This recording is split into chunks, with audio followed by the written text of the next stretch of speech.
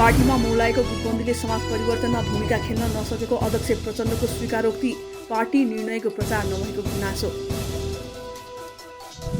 Visit भिसामा विदेश गएर अल्पत्र हुने क्रम बढेसँगै भिसामा कडाई, सरकारले तोकेको मापदण्ड र प्रक्रिया चेक जाँचको व्यवस्था गर्न कार्यदलको सुझाव।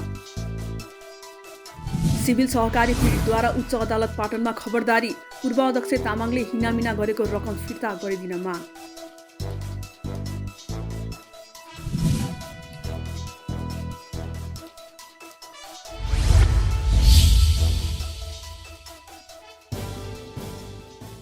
सभामुख अग्निप्रसाद सापकोटा र फ्रान्स नेपाल संसदीय मैत्री समूहका अध्यक्ष भेरोनिक रिटन नेतृत्वको प्रतिनिधि मण्डलबीच शिष्टाचार भेटवार्ता भएको छ। भेटमा उहाँले दुई मुलुकबीचको कूटनीतिक सम्बन्ध अझै सुमधुर भएर जाने विश्वास व्यक्त गर्नुभएको सभामुखको निजी सचिवालयले जनाएको छ। उता अध्यक्ष रिटनले दुई मुलुकबीचको विकास साझेदारीलाई अझ गतिका साथ अघि बढाउन आफूहरू अझै सक्रियताका साथ लागि पर्ने बताउनु भएको थियो। भेटवार्तामा दुवै मुलुकका संसदीय अभ्यास र त्यसका अनुभवहरूबारे पनि छलफल गरिएको थियो।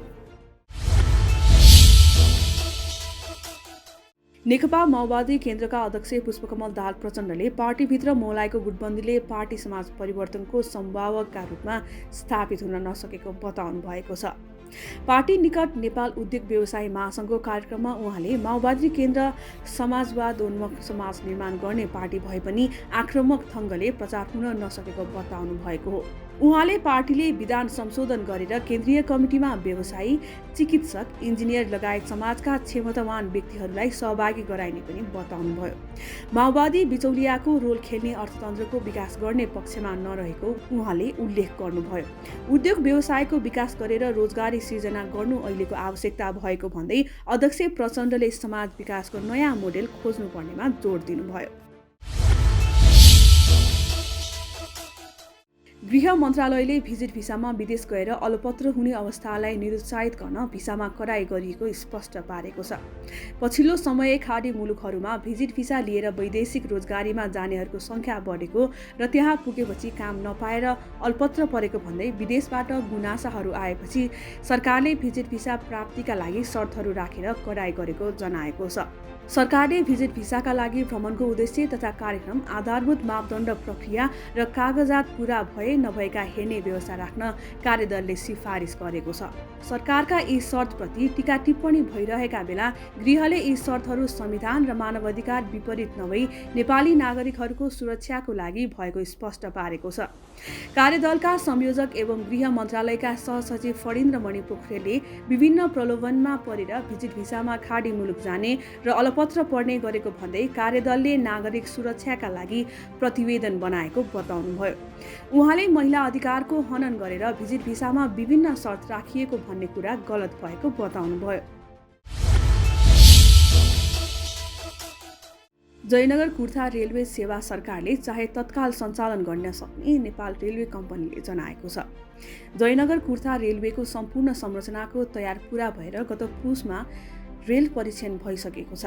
यात्रु आवागमनको लागि भने रेल सञ्चालनमा आएको छैन। तर नेपाल रेलवे कम्पनी लिमिटेडका महाप्रबन्धक निरञ्जन झाले रेलवे सञ्चालनको लागि सम्पूर्ण तयारी पूरा भएकाले सरकारले चाहे तत्काल रेल सञ्चालन गर्न सक्ने बताउनु भएको छ। उहाँले रेलवे सेवा सञ्चालन गर्ने विषयमा सरकार सकारात्मक रहेको जानकारी दिनुभयो। महाप्रबन्धक झाले रेलवे कम्पनीले रेल सञ्चालनको लागि भाडा निर्धारण तथा कानुन समेत बनाइसकिएको बताउनुभयो। रेल 2 वर्ष अघि भारतीय रेलवे कम्पनी कर्पोरेसनसँग 84 करोड 65 लाखमा 2 सेट रेल खरिद गरेर नेपाल ल्याएको 1 वर्ष बढी भएको छ। रेल खरिद गरेर 1 वर्षपछि कुर्थासम्म ल्याइएको रेलको गत पुसमा परीक्षण गरेर राखिएको छ। अहिले पनि रेल जनकपुरमै त्रिपाल मुनि थन्किएर बसेको छ।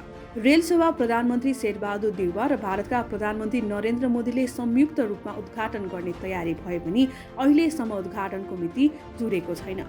भारतको जयनगरदेखि जनकपुरको कुर्थासम्म 35 किलोमिटर रेलवे सेवा सञ्चालनको लागि आवश्यक पूर्वाधार तयार भइसकेको छ। सिभिल सहकारी ठगी प्रकरणका पीडितले पाटन उच्च अदालतमा खबरदारी गरेका छन्। काठमाडौँ जिल्ला अदालतको निर्णय विरुद्ध पुनरावेदन दिएका सिभिल सहकारीका पूर्व अध्यक्ष इच्छाराज तामाङ र प्रबन्ध निर्देशक केशवलाल श्रेष्ठको मुद्दा सदर गर्न माग गर्दै पीडितहरूले अदालतको ध्यान आकर्षण गराएका हुन्। तामाङ र श्रेष्ठले केही समय अघि काठमाडौँ जिल्ला अदालतको जेल चलानको फैसला विरुद्ध पुनरावेदन दिएका थिए। सिभिल सहकारीका पूर्व अध्यक्ष तामाङले सहकारीबाट 2063 सालदेखि निक्षेपकर्ताहरूको 8 अर्ब 57 करोड 38 लाख रुपियाँ हिनामिना गरेको पीडितको आरोप छ। पीडितहरूको उजुरीपछि प्रहरीले 12 जनालाई पक्राउ गरी मुद्दा चलाएको थियो। आरोपी मध्ये 10 जना थरौटीमा रिहा भएका थिए भने तामाङ र श्रेष्ठ पूर्वपक्षका लागि जेल चलान भएका थिए। अत्याधिक रूपमा बढ्दै गएको पेट्रोलियम पदार्थको मूल्य नियन्त्रण गर्न सरकारलाई सङ्घीय संसदको उद्योग तथा वाणिज्य र श्रम तथा उपभोक्ता समितिले निर्देशन दिएको छ।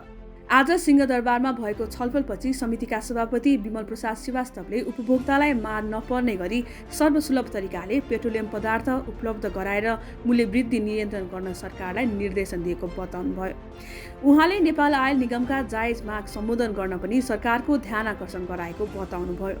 सभापति श्रीवास्तवले सरकारले उपभोक्तालाई सरल र सुलभ तरिकाले पेट्रोलियम पदार्थ उपलब्ध नगराएकोमा पनि आपत्ति जनाउनुभयो।